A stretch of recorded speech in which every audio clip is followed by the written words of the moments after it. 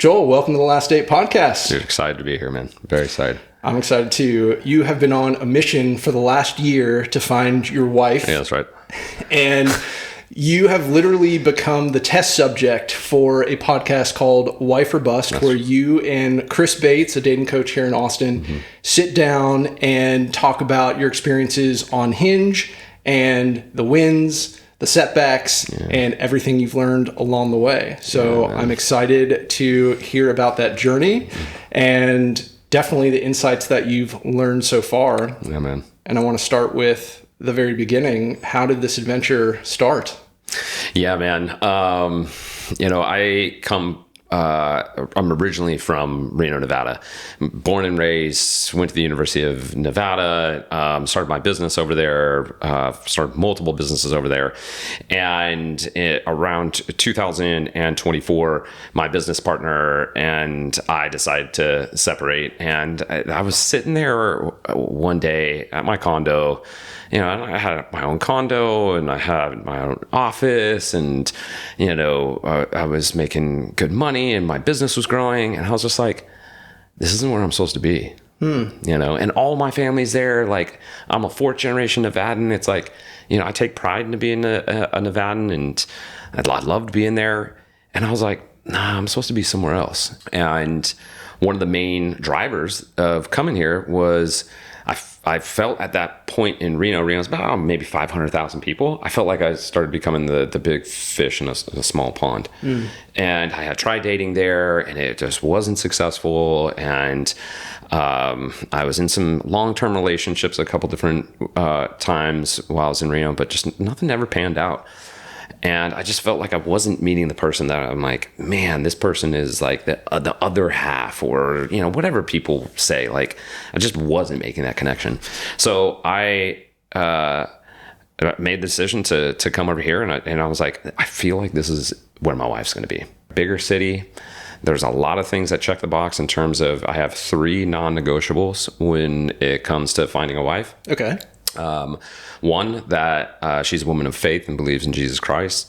2, that health is a number one priority outside of God, whether that's fitness, nutrition, the whole piece, because that is a huge component of my life and my work that I do. And the third piece is that she wants to have kids. So those are my 3 non-negotiables. Well, here in this space, there's been a huge resurgence in Christianity in this area in itself. You're talking about in Austin? In Austin, yeah, specifically, yeah. And there's a ton of people that are health-minded here.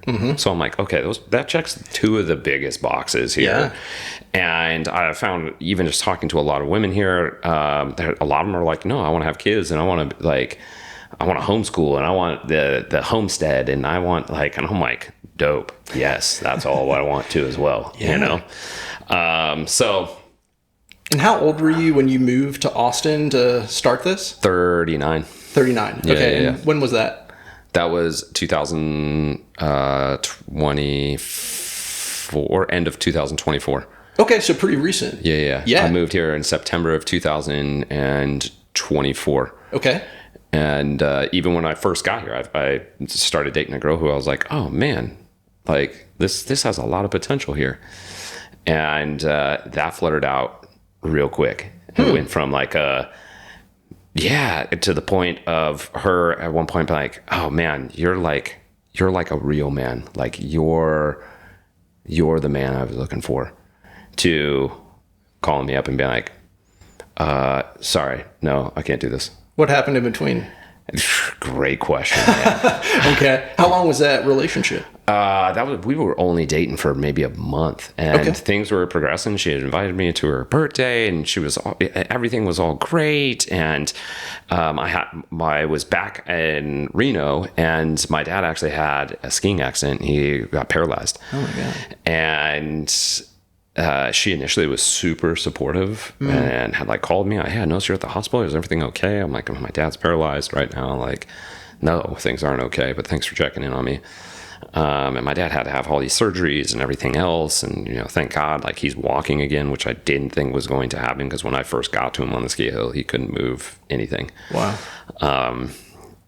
But while I was literally in the hospital with my dad, she had called me and I said, hey, right now it's not a good time. I'm like feeding my father. He can't even feed himself. And she was like, well, can I talk to you? And I was just like, I'm like, is everything okay? Like, what's going on? And she was like, I just need a second. And I'm like, okay. So I go out into the hallway and I'm like, hey, what's up? And she was like, yeah, I don't want to date you. And I'm like, this could have waited. Yeah. Like, you could have waited a week. Whatever uncomfortableness that you have going on, you could have waited a week until I saw you.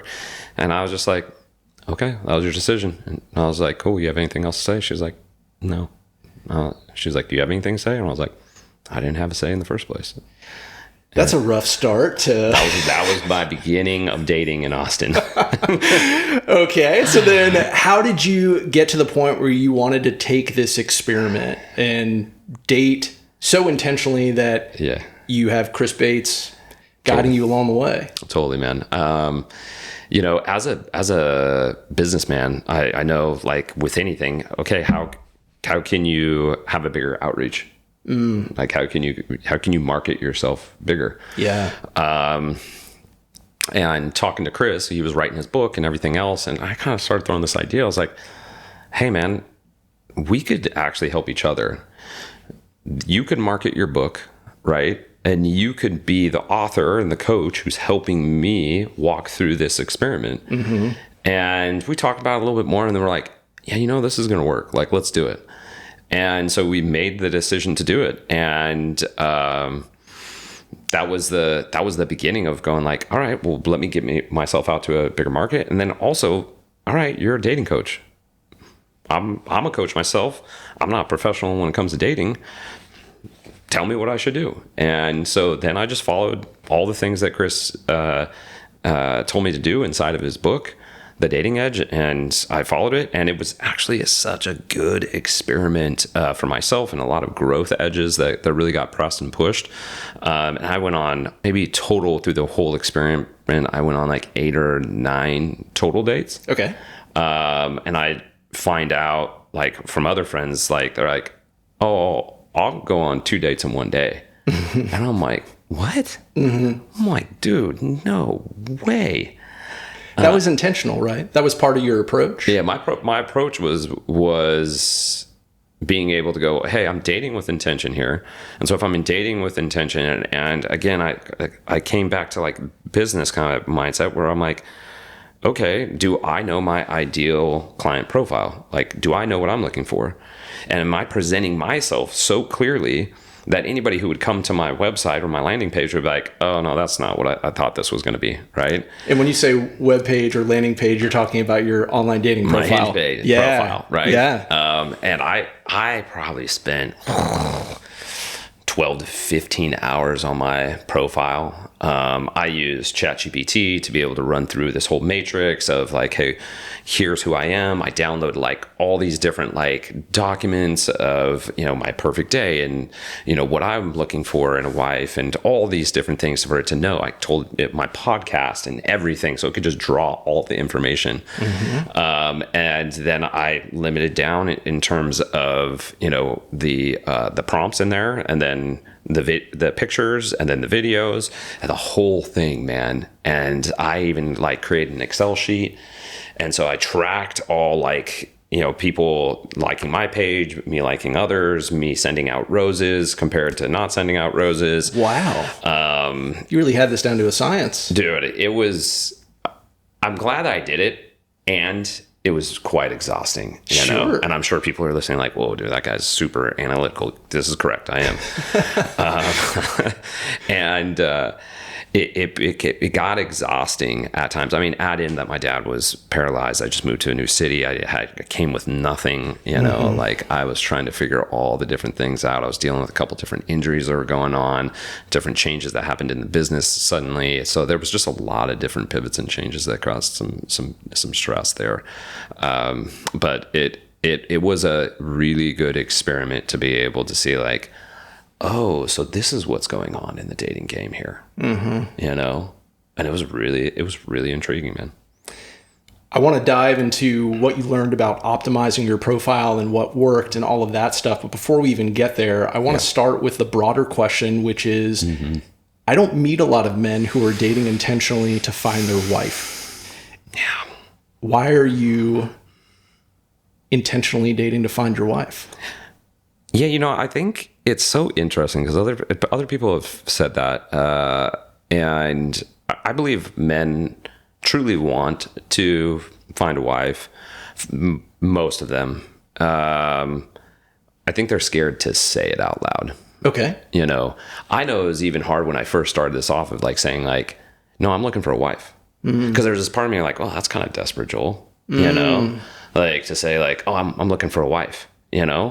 But the more that I was just like, no, I am looking for my wife, and this is exactly what I'm looking for, and that's something that Chris really helped me get through. It was like, hey, man, if you have broad expectations, you're going to get broad results. And so like get your expectations down so that like, hey, this is what I'm looking for, and don't be afraid to be able to say like, yeah, no, I want to fall in love. I want to be committed to only one woman. I want to be able to treat her like a queen. I want to get through the hard struggles and hard times. I want to feel really insecure and doubtful when we first start dating because I'm like, oh, maybe I made the wrong decision. Maybe we shouldn't be dating. Maybe I need my freedom, and all those things. Like, I want to go through that with one person. Like, hey, do you want to do this thing together? And it really came down to like, hey, I'm now 41, and I'm like, I've done a lot of great things in life. I've done a lot of great things, and I'm very happy with who I am, where I'm at, and where God has me. I am so content, and I want to share that contentness with someone. I have no interest of one-night stands. I've never had a one-night stand in my life. I'm truly looking for my partner. It's so interesting because I've really have for a long time. I'm like, I'm not really interested in like casual dating. I just don't see the interest, and I don't have an interest in it. But this is the first time in my life where I'm like, no, I'm in on this. Like, my chips are on the table. And it's been really scary, like, to not only say that, but say it out loud, say it on different shows, run a podcast about it, tell other people in the city, like, why'd you move here? To find my wife. Yeah. Like, yeah, it's great. The city's great, but I came here to find my wife. I would imagine that it's refreshing for a lot of women to see a guy who is dating intentionally to find his partner, because I think it's something that they're frustrated about. Yeah, man, you would think that, dude. But the two girls that I've dated, and I was very like, not very, but like I was upfront. Like, I wasn't like overbearing, but I was just like, hey, I like you, and I want to continue to invest time with you. Just very clear with my communication, right? Yeah. That's what I do with my work, is teach people how to be able to communicate and work through stories and everything else. So this is the work that I do. So I've been very clear with the two girls that I dated here in Austin, and both of them had the same, like, got to the same point. It was like, they were interested. They thought the world of me. They thought I was the most amazing. And then they just, like, both times, rug, like, didn't see it necessarily coming. Like, there was kind of like, I could feel like you're kind of like unsure, you're uncertain, but then all of a sudden it was like, nope, I'm out, I'm done. Interesting. Can you clock a moment in each of those relationships where it happened, or do you have any insights as to why? Yeah. I can say with the first one, when I first came here, like, again, I was very intentional. Like, I was just like, hey, this is what I'm looking for. This is what I like. This is how I'd like us to be able to continue forward. Remember the first one was like, she actually asked me, which I didn't know this was a thing until I got to Austin, was are you into like multiple partners? Like, she asked me like a serious question. I'm like, wait, is that a serious question? She was like, yeah, it's big here in Austin. And I'm like, no. I'm like, no, I don't want to. And that for her to be like, that was her first question. But then she was continuing to date, and we were hanging out more and more. And then I said, like, hey, it's cool, you can go date, you're just not going to have me in your life. So I just want you to know that that's a boundary for myself. Yeah.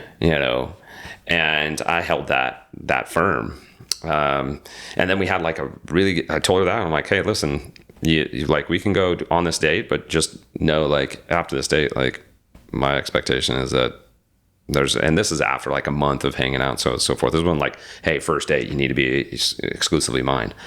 It's like we had hung out and we had spent time together and we had done things. And I told her that, and we had this really great date, and it was all awesome. And then I went to Reno. That's so interesting because it happened actually the same time this year too. I went to Reno to Christmas time, and this is the same kind of thing happened. I don't know if there's a correlation there or not. But then I went to Reno, and there was kind of this like, she wanted me there, she didn't want me there.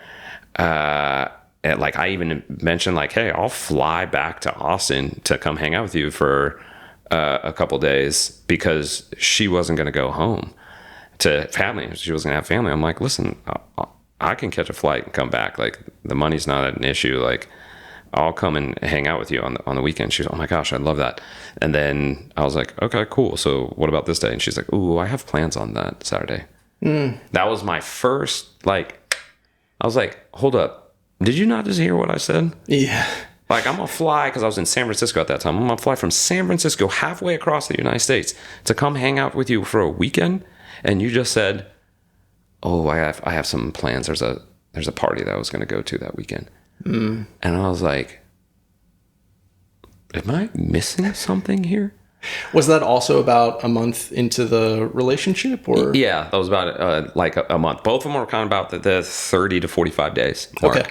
Yeah. You know, and like, I was very forward and like, yep, here I am. Very consistent. Very like, if I said I'm going to be there, I'm going to be there. Like, if I said I'm gonna make plans, I'm gonna make plans. You don't have to worry about the plans. The plans will be made for you. Like, you'll get picked up. Like, the whole thing dialed all the way down, right? Because that's my intention. My intention is like, hey, if I'm gonna invest into you, I'm gonna invest into you fully. You're gonna get to see me. I'm not gonna hide behind anything. I'm gonna be very present, because I believe in pressure testing the relationship even from the very beginning. Tell me about that. What does pressure testing look like? But pressure testing the relationship is that in the very beginning, you could be like, it can be all super fluffy and fun, right? And you don't really talk about the hard things. And you don't really talk about like, hey, here's my line. Or getting into an argument, or being able to say, hey, do you believe in Jesus, or do you not believe in Jesus? Okay, tell me why. Right? Like, and if it came down to having kids, like, would you want to have kids, or would you not want kids?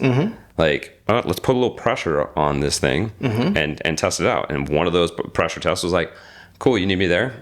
I'll fly. And then for her to feel the pressure and then go, oh no, there's a lot of commitment here. And okay, you're showing me where you're at. Like, yeah, I said, cool, I'll be there. And it was like, oh, and I almost feel, I don't know if this is correct or not, but it's like, you're so used to men not being there for you, or being flaky, or not being present, or not following through their words, that when I came in, I was just like, hey, cool. This is who I am. This is what I want. This is where I want to go. This is what I see in you. Here are the things that, you know, I'm looking for. And then we go, wow, you just like put it all out there. So it's just there. It's not me guessing or playing games or anything else. It was too much pressure. Gotcha. Right? And so for me, it's like, okay, pressure restoration. I like you. And this is what the reasons what I like about you, you know. And for some people, they're like, oh, whoa, like, you're just telling me like how you like me? Yeah, it's not saying I'm loving you. It's not saying I'm putting a ring on your finger. I'm going to tell you what I like about you. What do you like about me? You know, like, and I feel like we should have more honest conversations like that when it comes to even in the beginning phases, because thank goodness on both of those, it was only 45 days. Gotcha. Could have been 3 years. Could have been 4 years. You could have like, you know, putzed into the relationship, and they were kind of dating, and then you kind of got mad, and then you stopped talking to them, right? And you wouldn't respond to their calls. So then they got like anxious attached, and then they were trying to like, and no, I'm not playing with your trauma, right? I'm looking for a queen, not a princess, you know? And I have found a lot of princesses in this town thus far. Like, not a woman that's solidified, that's like in her own like strength and her own like power, and like understands who she is. There's just a lot of like women that I have found thus far. I'm not saying that they're out there, and if you're listening, right, that you absolutely can be a queen. Just my personal experience is just a lot of daydreaming, Sure. And Austin kind of has that vibe here, that I found out. So what qualities do you want in a partner that would fit the description of the woman that would be able to meet you in this pressure testing type of way? Oh man. What's interesting is that the women that I have found that can meet that pressure are women who have had children. Interesting. Yeah. Not that doesn't say all of them, but there's a certain piece of becoming a mother where like, oh, like this is real and I have to take care of this child. And there's a lot of women that I have found who have kids where I'm like, golly, like you have a lot of qualities in terms of being like a very grounded woman that a lot of women who don't have kids don't necessarily have. And I don't know if that's the same. I can't speak for men, men who have kids, or if that's really, you don't hear about that as much, but I can speak for myself that women who tend to have kids who are divorced, they've basically made a decision like, oh, wow, I married this man through different traumas or whatever else. Then I got out of it, and women do a lot better job of like self-reflection than men tend to do of like getting out of relationships. Men tend to be like, well, F it, and I'm going to get on Hinge, and I'm just going to start dating and, go sleep with as many girls as I can. That's how I'll get over it, Yeah. And so like, I should pause and where's my ownership in this, And I find that women can do a lot better job in that of like some self-reflection. So then they go to therapy, right? Which men are like, no, I won't go to therapy, right? Women will go to therapy. And the therapist is like, well, that's your part in this relationship. And like, damn, I didn't see that. Well, I'm not going to do that anymore, right? And so then they start self-reflecting and they're like, oh, wow, that divorce really hurt me, but I saw the strength in myself. And they'll carry that into the dating world. And I'm like, oh, damn, like, yeah, you got strength, you got power. Yeah, you've learned some things. Yeah. Not saying that other women who, don't have kids don't have that. That's a theme that I have seen in dating women who have kids. Yeah. So this touches on a concept that I was really impressed when I learned that you agreed to be a part of this experiment, and dovetailing into agreeing to be on this podcast, because I've asked other men to talk about dating and relationships and they're like, no, I'm good. Yeah. And it's this concept of teachability. And what I find that in the dating and relationship space, there are few men who are teachable.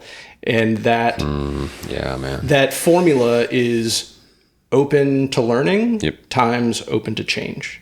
And I think that men want to feel like, particularly in this space, they know it all, and they're afraid to look inward and figure out where they might not have it all together. Yeah. And so I think when you're talking about women going to therapy after a divorce and willing to look inward and try to figure out what was my part to play in this, I think that men eschew that concept.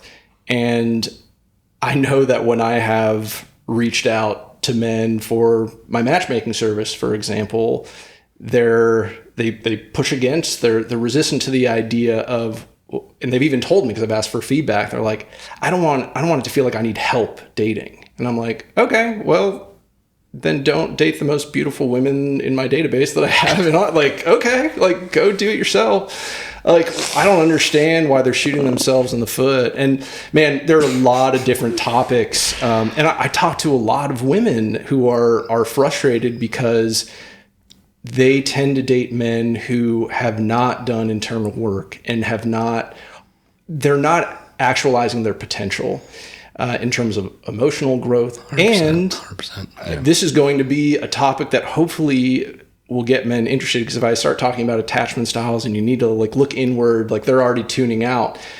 But let's talk about sex for 1 second. Like, women are frustrated that men don't know what the fuck they're doing in the bedroom. And I hear that from every woman I talk to. I'm like, I've asked women, like, what percentage of guys do you feel like know what they're doing? And they're like, so few, like 10%. Yeah. And that seems to be something we care about as men. Like, we want to be good at that. But to admit to ourselves, oh man, like, I've never really learned how, right? Like and then I've never really sought out resources. Yeah. But I'm going to assume I know what I'm doing and I'm a rock star. It's like, well, man, go learn something. Like go pick up a book in the privacy of your own home. But it requires them holding up a mirror and admitting first, I don't know what I'm doing. Yeah. And that is such a scary prospect for a lot of men. That ego thing is a real thing. So anyway, that's a long-winded way of saying I'm so impressed that you are teachable, you're open to learn, and you're open to change. And you literally sought out Chris, and you're like, let's do this thing. Like, I want to learn. I want you to teach me how to be successful at this. And I'm not going to assume that I have all the answers. Yeah. Walk me through this. So, man, it's really impressive. Thanks, man. Yeah, it's I'm no different than any other man, you know. And I tell my clients the same thing. Vulnerability is your greatest connective emotion, right? It's what breaks down the barriers to be able to connect with someone. Mm-hmm. But you have to lay down the ego. So imagine if a man came into the bedroom and said, "How do you like it? Mm-hmm. You know, can you actually show me? Because I really don't know." Right? And I can imagine a woman going like, "Oh my gosh, right? You're asking and you care." I know that the times I've done that, it's like, oh, that's the way. That's the way. I'm so glad I asked, because that's not the way I would have done it. And this would have been, and we think that we're like, oh, I'm going to be this like rock star. I'm going to do my one technique. And I'm like, you guys, just like anything else, communication styles are different. One way you communicate with a woman is not the same way that another woman likes to be communicated with. Physical touch. Some women like to be touched this way. Other women don't like to be touched this way. Mm-hmm. There was a woman who came just recently from Alabama and came and visited me. We did a bunch of swing dancing, this and that. And I had... hanging out, you know, we had a little physical touch, this and that, and I kept putting my hand on her back, and I could feel a little tense. And finally I said, "Hey, are you okay?" Like she was like, "Oh, my ex-husband used to put his hand on my back, and that was always to signal like I want to have sex now." And I was like, "Oh." She was like, "I'd much rather you touch my butt than my back." Wow. Right? Good for you for being so attuned to feeling her tense up. I think a lot of people would, a lot of guys would, wouldn't clock that. Yeah. Well, and those are like, again, it's like, guys, ask questions. You don't have the answers, right? That's where the ego has to come down. You have to expose yourself. When you expose yourself, you open yourself to connection. When you connect with somebody, that could be the missing piece. Like, men want to be the lone wolves, and I get it. There's parts of us that innately are ingrained to have that, and there are parts where it's just like, go out and go hunt, like do that thing. But when you come back, and you come back to your queen, you lay your armor down. And you go, "Hey, I'm fully exposed as you are fully exposed. I hold nothing. There's no reason for me to hold up my shield here." Right?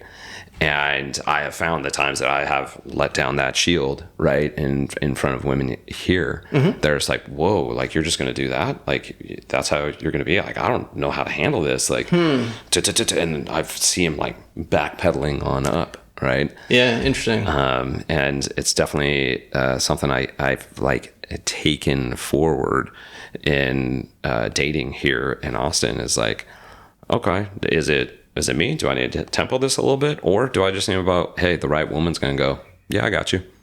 What do you think? Like, you're gonna be straight. To me, it's I'm gonna be me, right? Yeah. Hey, you're either gonna again pressure test. Maybe I'm gonna say it out loud, and you're gonna go, "Yeah, I got you."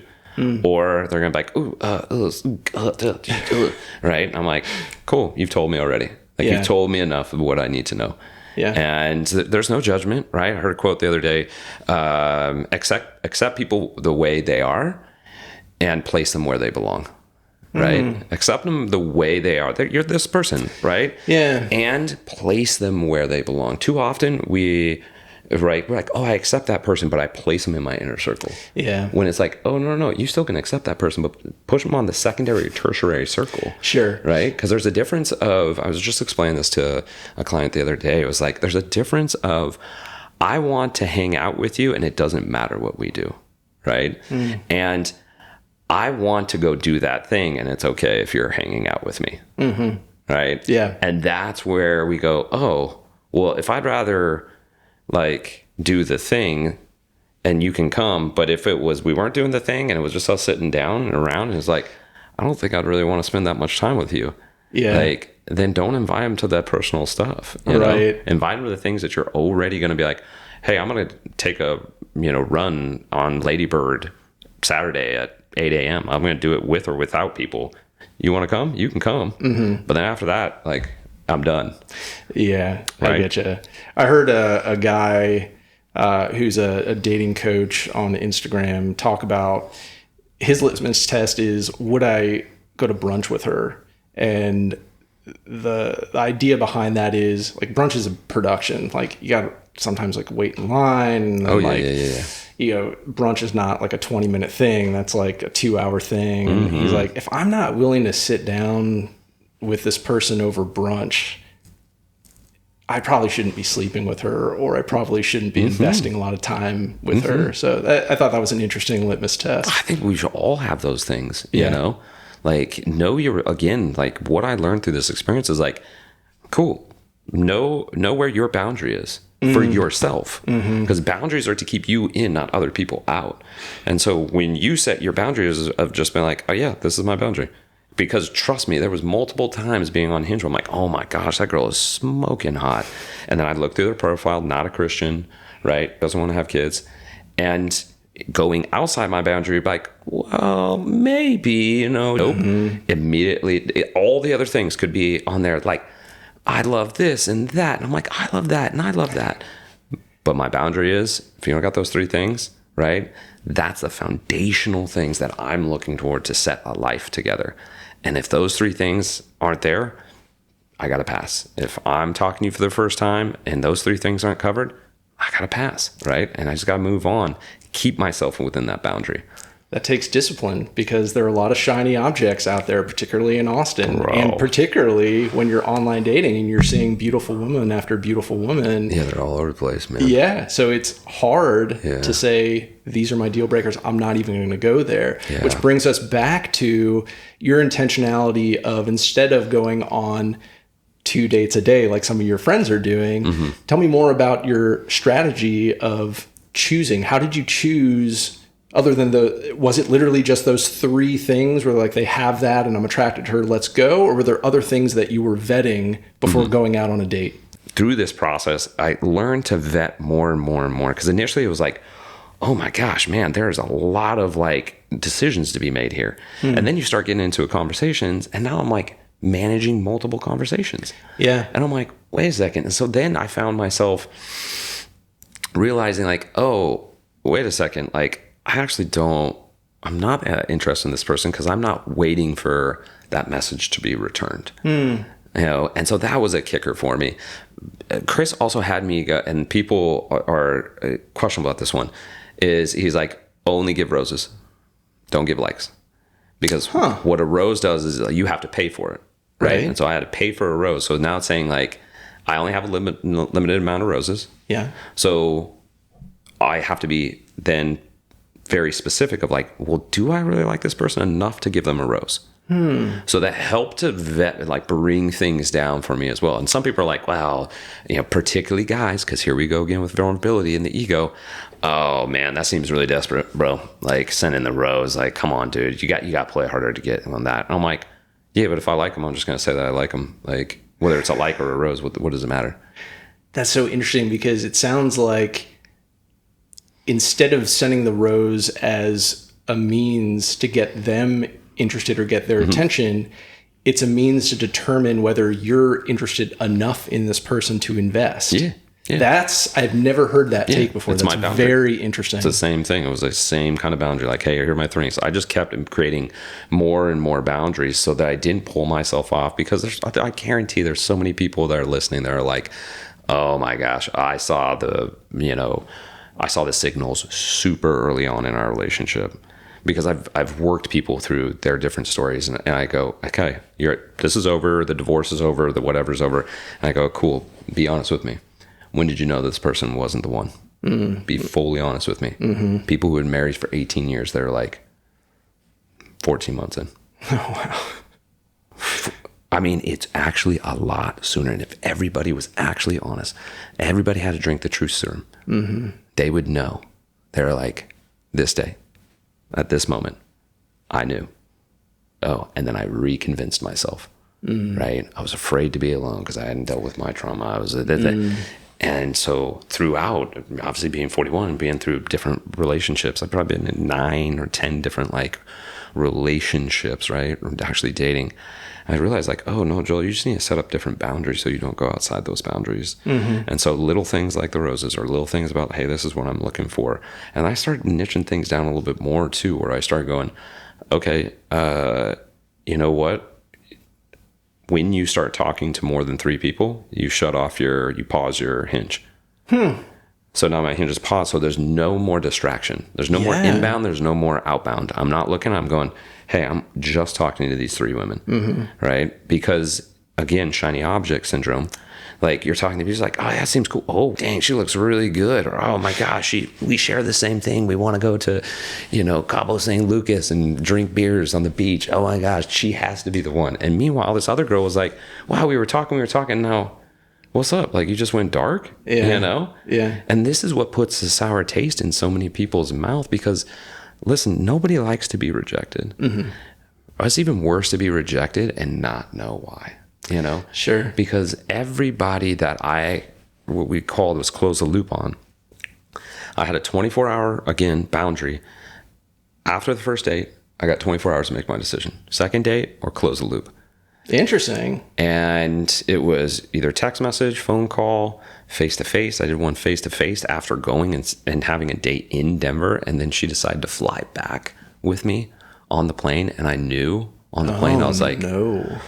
This isn't it. That's awkward. It was tough, man. But it was, again, could I have been like, oh yeah, great weekend. Let's give each other one last kiss and I'll see you soon. And then just completely ghost her.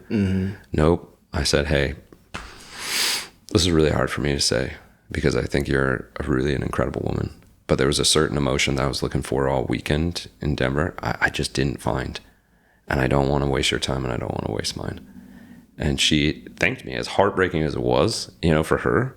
Like, she thanked me. She said, well, I'm glad you told me now.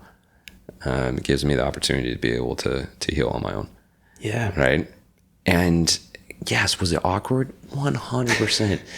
Everything in my body did not want to do it. Yeah.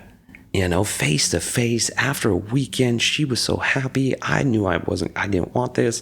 And you're just like, oh, this is going to hurt so bad. But would have been way worse if all of a sudden I just went, no. Or I slow rolled it like, oh, sorry, I'm like busy this weekend. Or I don't have time for this. Or, no, let's meet up. Oh, I'm sorry, something popped up. All the things that people hear when it comes to dating. And they just go, and they know in their back of their mind, like, this person isn't giving me themselves. Right? Yeah, they feel it. They feel it. Yeah. And the problem is instead of having the very clear question, which was what happened with the second girl I dated, is that we got to a point after having this super great date. She met all my friends. We went downtown and had like dessert after we had dinner with my friends. Everything was great. And I could tell when we walked through the door of her apartment, I was like, energy shifted. And then she was like, oh, I'm gonna go walk the dog. And I was like, okay, I'll come with you. And she's like, no, you don't have to. And I'm like, and again, another data point. And I was like, why am I gonna just sit in your apartment? Like, no, I'm gonna walk. Like, it's dark. Like, her place was just down here in downtown. I'm not gonna let you go outside by yourself. Like, what? And I was like, okay. And then we came back, and then she was like kind of like standing like at the front door. You could tell her mind was going. I was like, hey, this is your house. You can go take your clothes off. Go relax. Like, oh yeah. So I can lay on the couch. I'm petting the dog. She comes, finally lays her head on my chest. And I'm like, all right, we're cool. Okay. Like it was just a moment of like tightness. And then I got the big sigh. And I'm boy. I literally said out loud, I was like, that was a big sigh for a little girl. And I was just like, what's up? And she was like, I just don't think I'm ready for you to stay the night. And I was like, that's cool, because like I actually want a Christ-like relationship, and I'm okay with like us not staying the night. I actually would prefer that. And And she was like, oh, okay. And she laid her head back on my chest, and I was like, oh no, there's more. And she was like, I was like, what else? And she was like, well, I just don't know if I'm ready to share my space. You know, I got out of a relationship this last year, and this is like my first place by myself. And I was like, you mean this space that we're in now? The space that I've cooked you dinner in, the space that I've done work in, and now? And I'm like, and I just paused, and I was just like, hey, do you want to date? And she was like, I want to say yes, but I feel like it's a no. And I went, understandable. But so many people don't want to get to that closed question. Yeah. Are you ready to date? Like, do you want to date? Like, wait, do you like me? Do you want to pursue this relationship? Well, no. This is a closed question, not an open one. Do you? Yes or no? And too often we don't want to hear the no. We want to stay in the hope. And so we're like, okay, well, I'll let him kind of like cancel plans on me but then every once in a while when we do hang out, right, and we're on the couch, he like snuggles and he kisses me and he does all these kind of things, and I'm like, cool, yeah. And did you guys have sex that night? Well, yeah. And I'm like, okay, weird, like, you know, but he's not committed to you, you know, like, oh, come on. And you know, I got the loop closed on me, and you know, I closed loops on other people, but the kindest thing, there's the difference between being nice and being kind, right? Like, nice is being like, wow, that really hurt their feelings, right? Kind is saying, this is going to hurt, but it's going to give you the ability to heal. So I'm going to be kind in this moment. I'm not going to be nice. Yeah. Right? Because what I'm going to say is very firm, because I don't want you to think that there's options open here. Right? And too often we try to be nice. Well, I just don't know if this is like the best time. And there's these different things.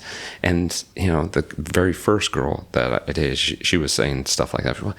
I mean, I don't know. We kind of have these different things. And like, you know, you're a little bit older than me. And I was just like, oh, here we go. Like, taking those different things and just getting to the point of going like, oh, you just don't want to date. Okay. Close the loop then. Right. Yeah. Where does doubt play a role in dating? Because at a certain point, yes, we make a decision. Yeah. I want to go all in on this person. In a lot of cases, there is a moment of doubt about, okay, well, I don't know if the age gap is I'm cool with that, but maybe, like, I want to feel this out. Or, yeah, like, I picked up on some things about her attachment style. I need more data points. I'm willing to experiment a little bit more, but I'm not sure. So at what point is it a closed question, yes or no, versus allowing doubt to exist in the relationship? So that's like such a great question, right? Because, you know, people are like, oh, well, I need to know him more and this and that. I'm like, horse shit. Like, you know what you want. Every person, even people who say like, oh, I don't know what I want. No, you know the feeling that you're looking for. You know how you want to be respected. You know that you want to be able to go to plays together or go on runs together or do those kind of things. And if those things aren't there, are you willing to say, no, that is what I'm looking for? But most of us don't want to sit down. We want to create this like comprehensive list that they, you know, that they got a sense of style and they like to, they can cook me good spaghetti and like all these like things where it's just like, who cares if the guy can cook you good spaghetti or not? Like, is he going to be there when he says he's going to be there? Like, what are your foundational things that you're going to say, hey, this is what I want? And when it comes to the doubt concept, right, it's the same thing that I was telling you before, is that if you're willing to be radically transparent from the very beginning and call the doubt out, hey, you know, I noticed these different things, and I'm not picking on you in this, but I'm noticing that it's bringing up this certain feeling for me, and so I just wanted to put it out on the table, and see what you think. Yeah. Now we're giving them the opportunity to be able to go, oh, that's what you think? Oh, it's because X, Y, Z, and this is literally the work I do with people, is being able to go, as I was telling you before we started the show, is that mindset is the story you tell yourself about yourself and about others. And And a story can change at a snap, right? At a snap, the story can change. But if you don't voice it out, you're just staying in your own story. You're just formulating and creating this image of this person, this male, this female, of like, oh, this, and this. And that's just your old bullshit trauma. Yeah. Why? Because your ex-girlfriend, didn't close the cupboards. You're going to categorize this woman as somebody who's reckless and is going to break your heart? No. Why don't you just say, hey, I know this sounds really like silly. My ex-girlfriend never closed the cupboards, and it really triggers me. Like, it really incites this emotion in me. And I just wanted to let you know, I'm not saying you have to close the cupboards. I just wanted to invite you into what I'm feeling. And so there's times you probably have noticed I've kind of gotten distant when the cupboards were open. I just wanted to tell you that. Yeah. What if we communicate like that? Yeah, it's an invitation. Yeah. Hey, let's come jointly together and invite. But I'll tell you this, man, is that when I have done that with certain women in terms of pressure testing, the same thing, like that pressure test of like, hey, I'm going to ask and request of the exact thing that I'm looking for. Right. And a simple example was the last girl I was dating. She said that she was going to call me at a certain time on a Saturday or something. And she didn't call. And I was like, hey, you didn't call. What happened there? And she was like, oh, well, I thought you were going to be with your friend. And so I just decided to call one of my other friends and so on and so forth. And I just straight up, hey, I don't like that. What I do like is that when you say that you're going to do something, you're going to follow through with that. And if it came to calling, let me decide whether I'm busy or not. Don't take that option from me. And she was like, oh, okay. Right. And for some people are like, wow, that's, you can't just get over that, Joel. Nope. I'm just being clear with what my expectations are. Yeah. If somebody can't meet that, it's totally fine. This isn't, and there was multiple other times in terms of like things weren't followed through. And that's a big thing for me. Like, hey, if you say you're going to be there, be there. That like trust is a big deal for me. Yeah. Right. And for some people, maybe not as much, like, yeah, you can break plans and that's okay. For me, not so. It bothers me. And so I'm going to tell them that it bothers me. Yeah. But you would have to then be vulnerable and say like, that hurt my feelings and I don't like that. Try to get a man to say like, hey, that hurt my feelings or I didn't like that. Yeah. Tough. It is. Yeah. Agreed. I had a really interesting conversation with some female friends about this concept of men being vulnerable and how women ask men to be vulnerable, but at the same time, we hear stories about women getting the ick when men are vulnerable. And so it feels like we're damned if we do and damned if we don't. And so I asked them, how do we thread the needle? Like, what are you looking for in terms of vulnerability? Which, by the way, I'm going to take a tangent real quick. I love the frameworks, and I think men particularly like the frameworks of business as applied to dating. So it's like top of funnel. And, totally. So know your customer, or know your client is 100%. A really big one. And I feel like we don't always do the best job of figuring out what women want. And I think part of that is men need to be friends with women.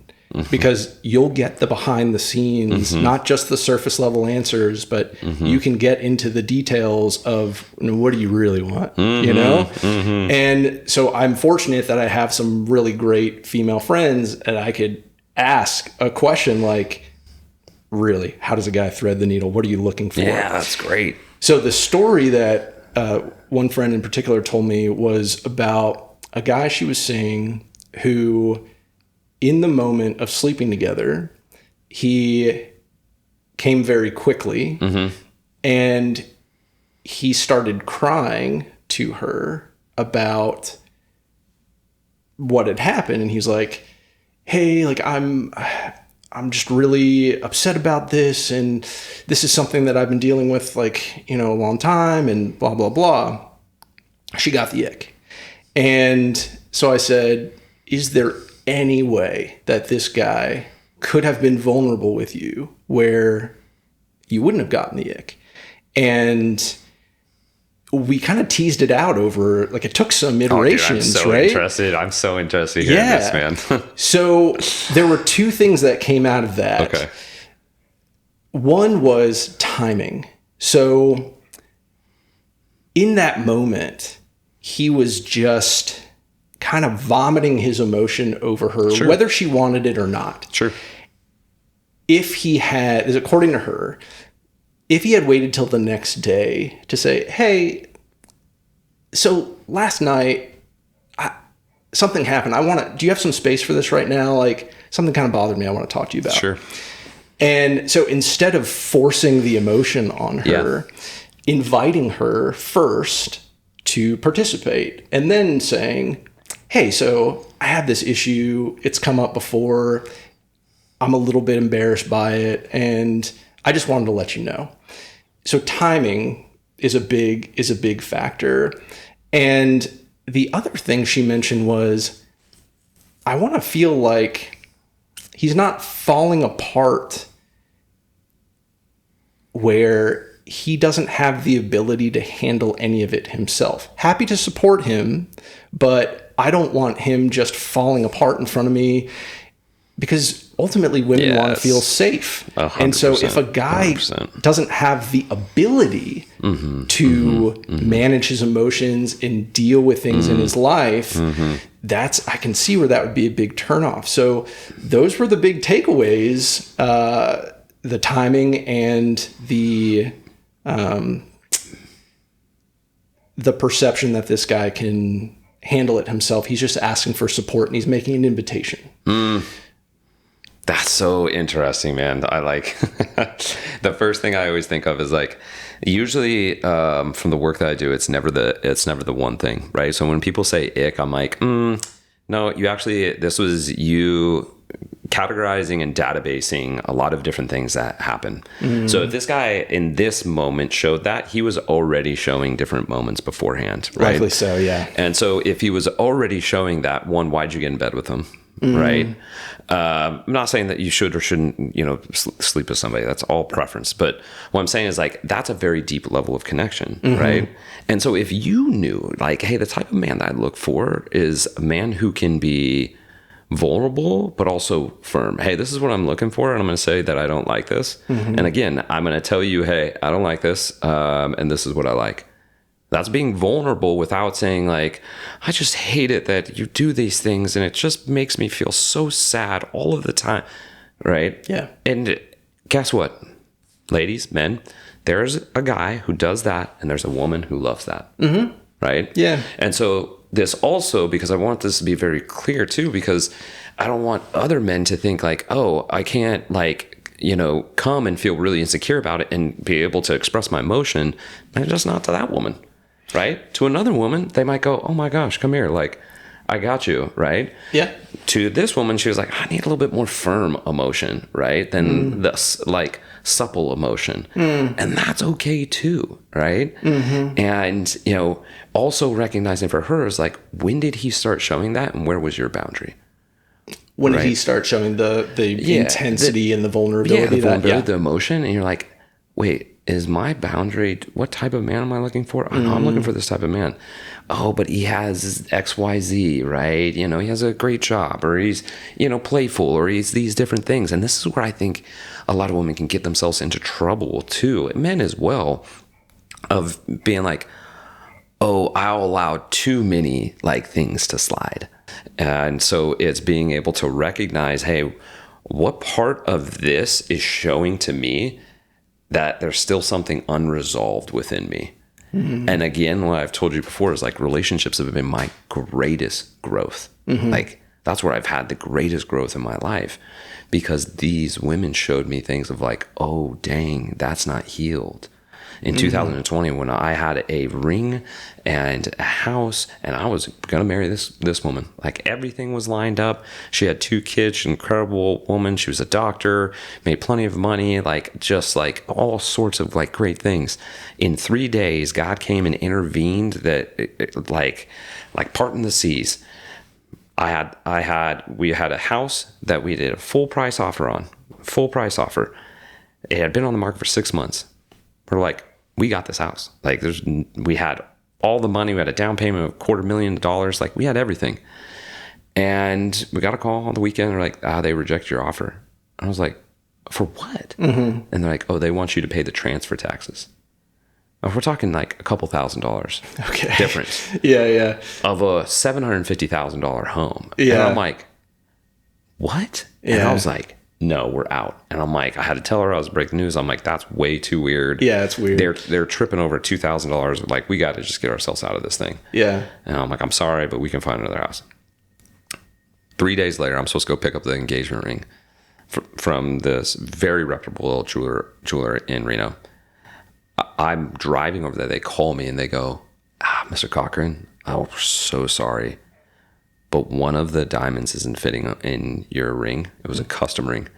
We're going to have to scrap the project and completely start over. And I went, okay, because I was going to ask her to marry me, and then we were going to go to Minnesota where she lived, and then I was going to be there with the whole family, and she had a ring on her finger. It was going to be great. And I was like, okay. And the internal optimist in me was like, all right, well, now like I'll be able to spend more time with her mom and dad. And they already knew that I was pursuing her as my wife and all this kind of stuff. But I'm like, okay, well, like we'll spend more time. Well, her mom ends up losing her cookies while I'm there. And we fly back home. Wait, losing her cookies? What do you mean? Mentally just, like she something, a conversation that her and I had that she didn't like. And she just went off the deep end, because when we got back home, my girlfriend's sister called me and she was like, hey, their mom is locked herself in the bedroom saying that she's going to kill herself. Oh my God.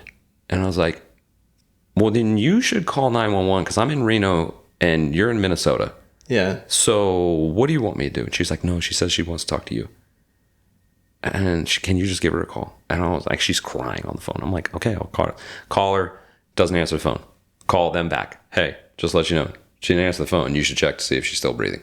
Like, can you still hear her? No, she's in there. We can hear her crying. Okay. They're like, please call her again. And I'm like, you guys, I'm not going to do this much longer.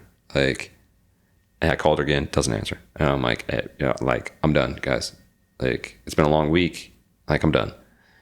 And she calls me back, the mom. And she basically says, you're not meant to marry my daughter. You don't really love her. Like, I know it, and you need to let her go. And I was like, what? And so we talked on the phone, so on and so forth. Well, as I've said before, if you're really honest with yourself, you knew when the time was. And I can go back to the time when I knew. I was like, shoot, you're not the one. Everything else on the table was like, everything's great about her. She's not the one. What was it? And her mom was right. I'll tell you what, and the whole reason I'm going to loop this back around is because the relationships have taught me so much. And she was very similar to my mom. And I see this in a lot of people that I coach. I was talking about this before we started, is that we'll chase the trauma. So I have this wound from mom or dad, and I will chase that trauma, trying to heal it through someone else, dating someone else. And there was multiple things that she had high emotions at time, which her mom obviously showed too as well. My mom has really high emotions, and that really scares me because there was high emotions in the house. And so there was times where I wanted to be the savior and come in and be like, oh no, I'll take care of your emotions. And what I realized in that moment after, when my heart was broken and like we ended up breaking up, and I was like, oh, what is happening here? Because things just dwindled after that. Like all three of those things happened, and then our relationship just like took a nosedive. And then we ended up breaking up, and I was like, what happened here? She started dating the tree guy, the guy who came and, the arborist, and I was like, whoa, this all changed so quickly. And what I realized is like, oh, there's an open wound with my mom that I haven't healed. And there was a point, and I've said this on many podcasts, right? Of like, there was a point in my life with my mom where I was like, I want nothing to do with her. I wanted to be as far away. I was just so like hurt and wounded, and it was my wounds, not hers. But it wasn't until this breakup in this relationship that I realized like, oh, there's a wound between my mom and me. And before I find my wife, I have to actually heal this wound between mother and son. And so I spent 5 years. I wrote my parents a letter. I sat them down that year, the year the breakup happened. I sat them down and I went through this letter, reading this love letter to my parents. And I've shared it with hundreds of people. I'm more willing to share it with anybody else. You can link it if you want. It was a love letter to my mom saying, man, these things were tough in my life, but I'm inviting you into a new relationship. And you did the best that you can, but I'm inviting you into something new.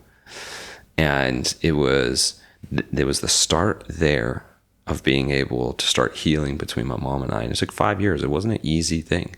You know, so some people are like, I took this mushroom journey and I like healed, you know, my inner child. I'm like, until you go home for Christmas. Yeah. And your mom does the same thing that triggers that freaking child because you haven't healed that thing. Yeah. Right? You just had a really good high. I'm glad that you had that. Right? But you didn't heal that thing.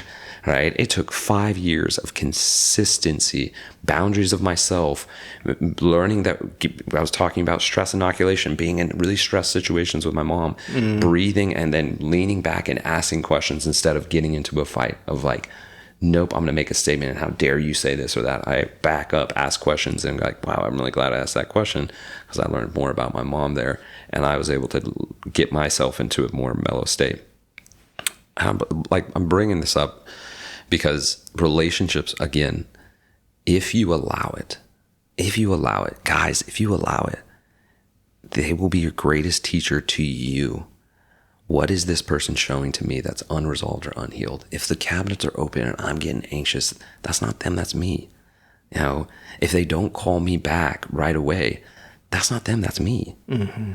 You don't let me down, I let me down. You don't upset me, I upset me. As soon as I take ownership in that, they're there as just a bridge for me to get to the next step and the next place of my involvement. And the greatest thing is if you can find somebody who's willing to stay with you and continue to build bridges. Yeah. That's who I'm looking for. Do you want to go build bridges together? Let's build another bridge and let's get to another destination we couldn't have done without each other. And even all of the women that I've had relationships with that didn't work out and the heartbreak on both sides, they helped me get to a new version of myself. And I'm forever grateful for them of being able to be in that relationship. And I don't look at any of them, even the one that called me when my dad was paralyzed. I look at her and I go, man, thank you so much of what you gave me. Like you gave me a gift.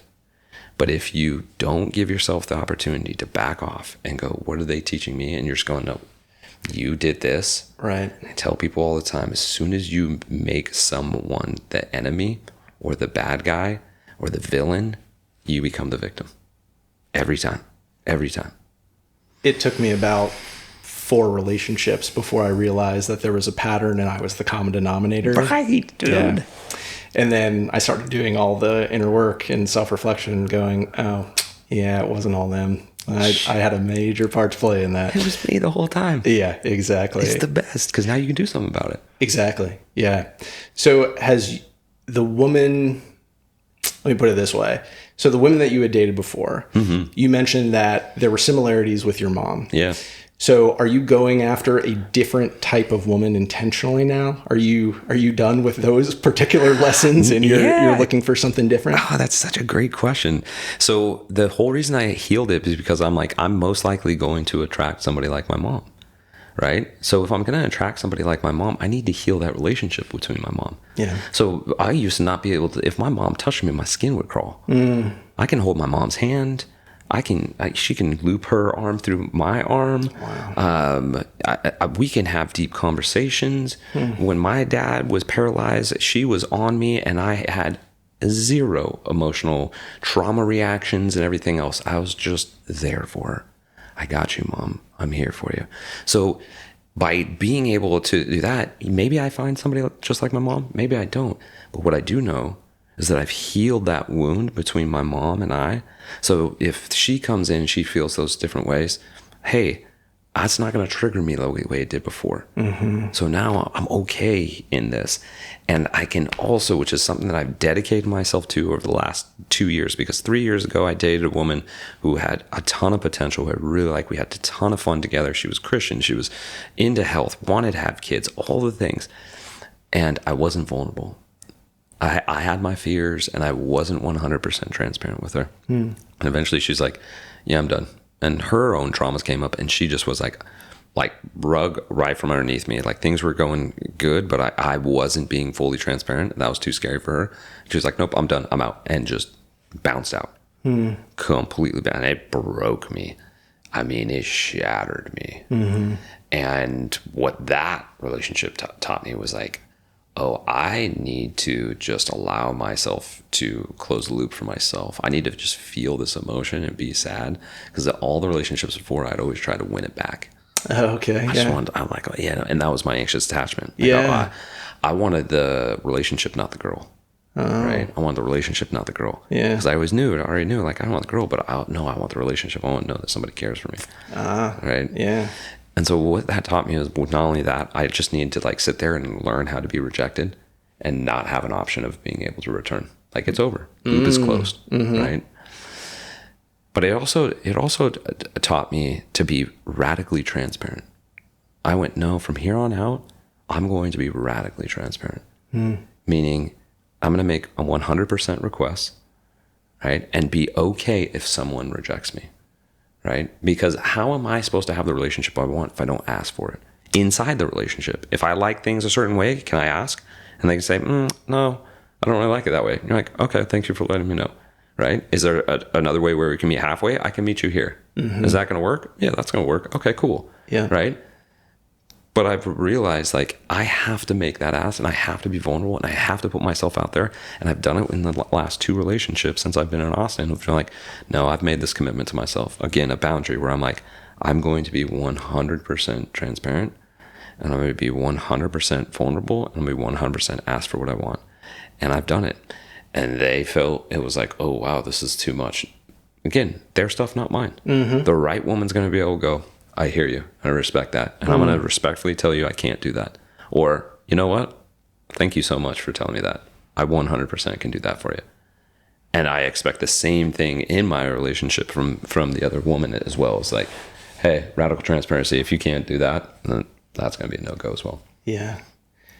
I went the total opposite direction, just found a woman who's very different than my mom. So good for you. Like, you went like super deep and like healing everything. And I just went another way, but which works too, you know? And I just thought is like, you went the harder way though. 100%, dude. Like, when people talk about like, oh no, I've healed my wounds with my parents. I went through like a 6-week, intensive course. I'm like, you guys, you must not have that big of wounds, right? Because not only have I spent $100,000 on different coaching trainings and hired the best coaches there are, but I spent 5 years, like literally I tell people 5 years courting my mom. Not just like healing my mom. No, I had to make a decision. I'm going to court my mom. Wow. Right? Because if I court my mom, then how easy is it going to be to court my wife? Yeah. Like, no problem. Right? Dude, that is next level intentional. Bro, it's the greatest thing I've ever done in my life. 100%. It's the number one thing that I'm proud of. I've done a lot of different things in my life. I've impacted thousands of lives. I've been on shows and on stages and all these different things. And if you ask me, what's your most proud moment? It would be sitting there with my mom 1 year ago when I realized, oh man, I've missed one question that I need to always ask my mom. Over 5 years, there's one question I missed to ask my mom. It wasn't like, hey mom, why did you do these things when we were younger? It wasn't even, hey mom, like, who are the people that like, hurt you in your life, your dad or your brothers or whatever. No, it was, mom, how did I hurt you, your son? It was the one question I didn't ask, and she knew as soon as I gave her the freedom to say, hey, mom, I really want to know, where have I hurt you as your son? She went right back to that letter that I wrote her in 2020. And again, it was a love letter. Like, I could send to anybody, and they're like, wow, that's a really good, letter.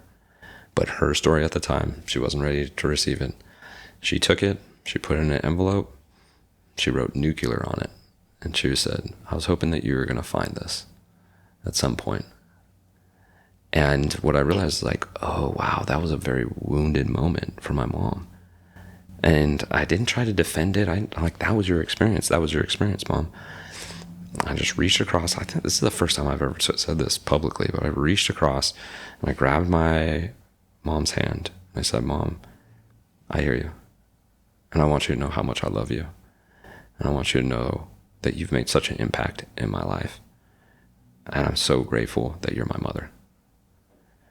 And that was the moment for me where I'm like, if there was any moment in which I was going to get triggered, it was just my mom, like pointing the finger at it, something that I spent a month like preparing this letter and putting my heart into it, and 5 years just courting my mom.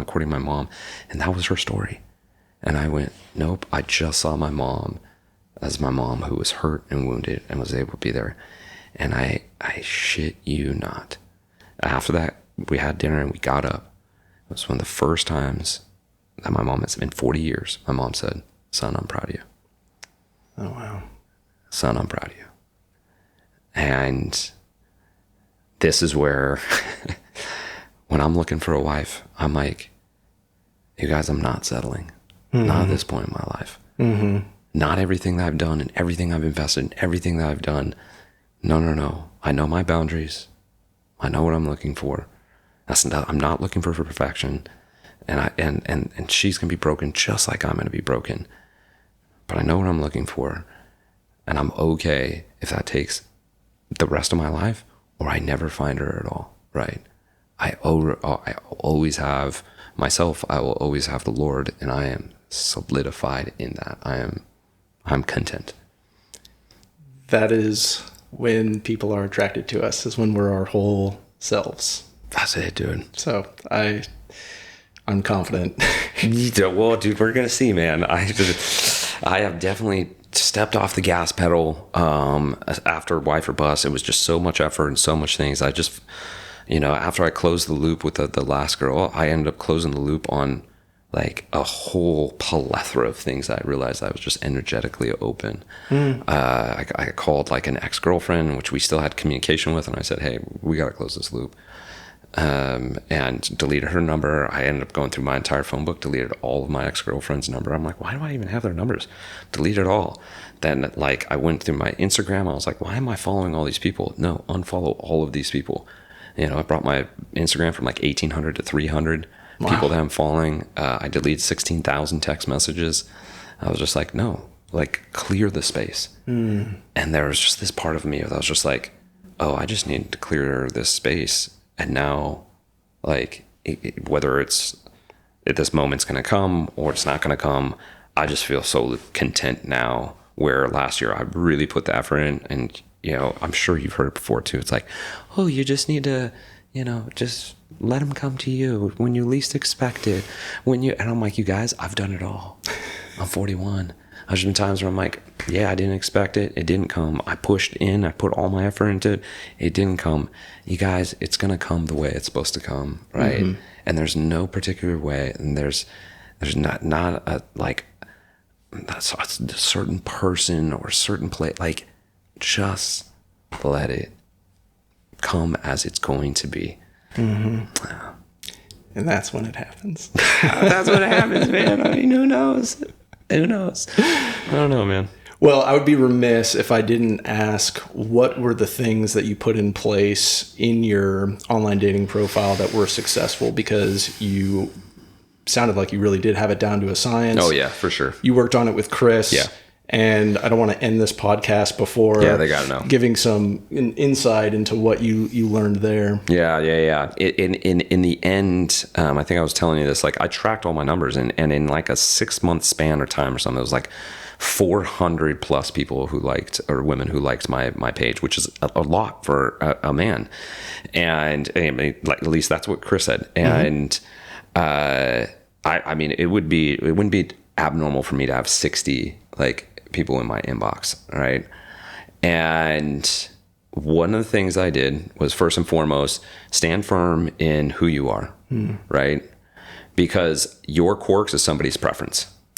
And by being able to go like, no, this is authentically, truly me. Paint the most authentic version of you, and do not find yourself sitting in the middle like, oh, that seems like too much.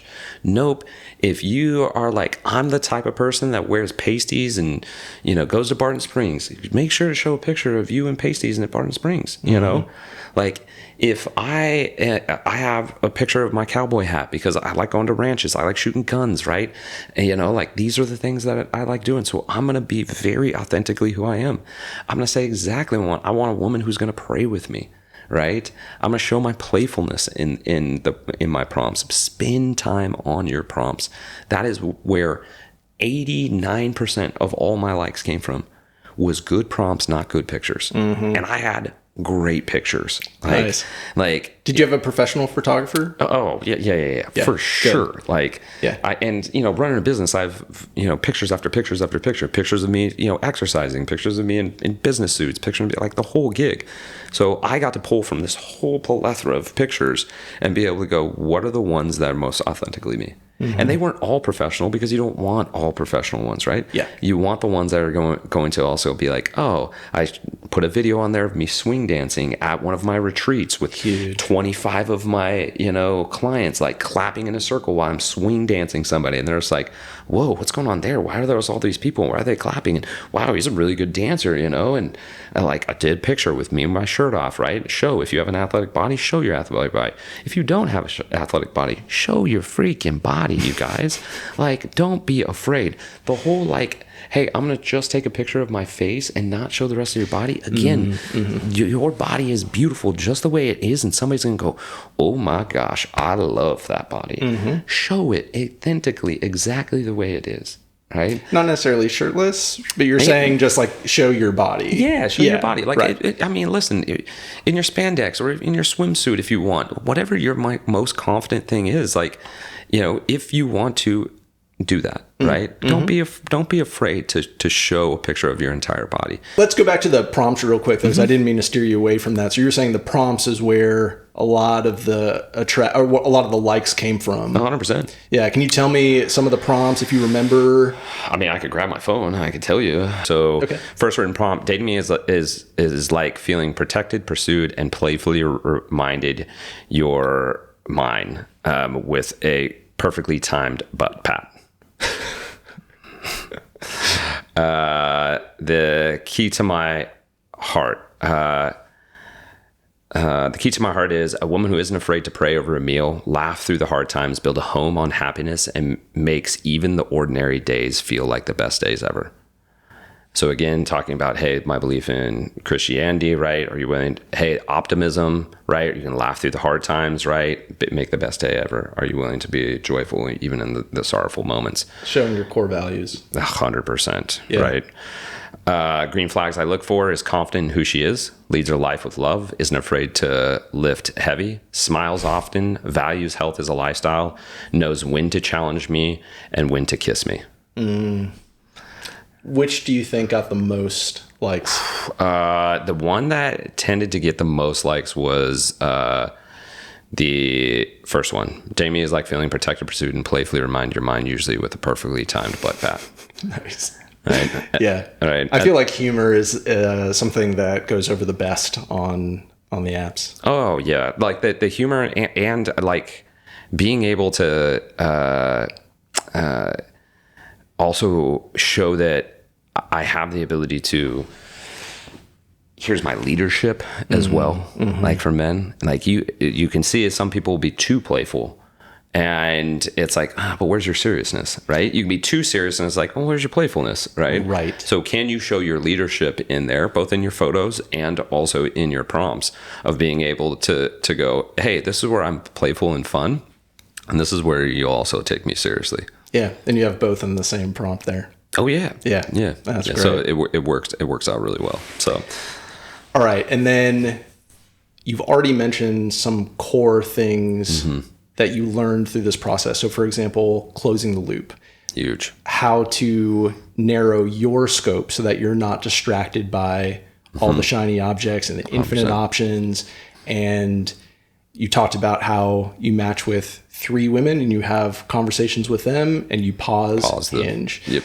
Are there any other takeaways that you want to let the audience know that really were helpful to you? Yeah. We've already touched on this, but like, be authentically you, be authentically you. Know what your boundaries are and stay firm with those boundaries. If you haven't done any self-healing, today's a great day to self-heal, right? The better version that you are of yourself, the better version that you will get of a husband or a wife. I see it all the time with my clients. It's like, you level up.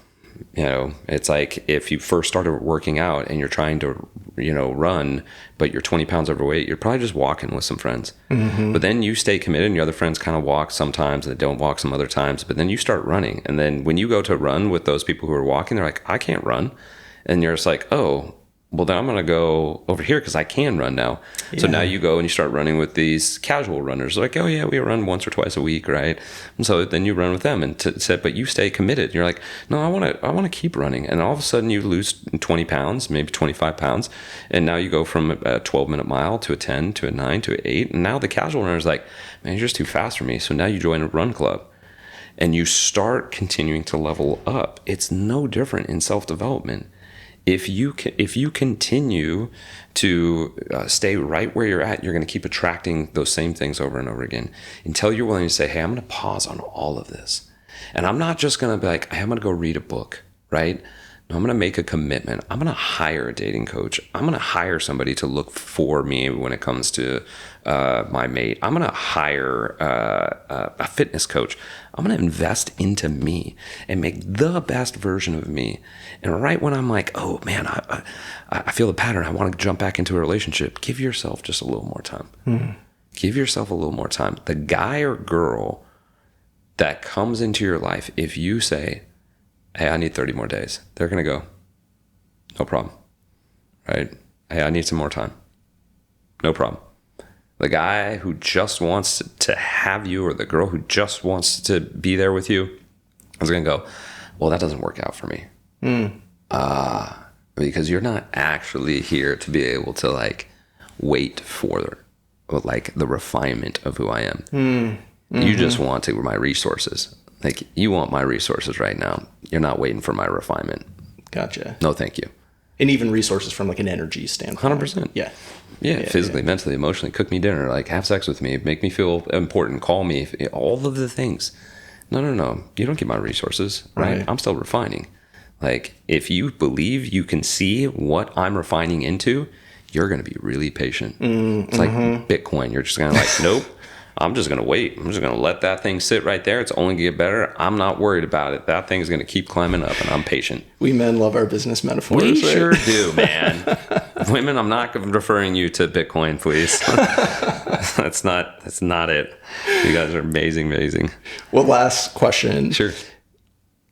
What would be the very first step that you would suggest that a guy take in order to start that journey of self-reflection and that leveling up process? You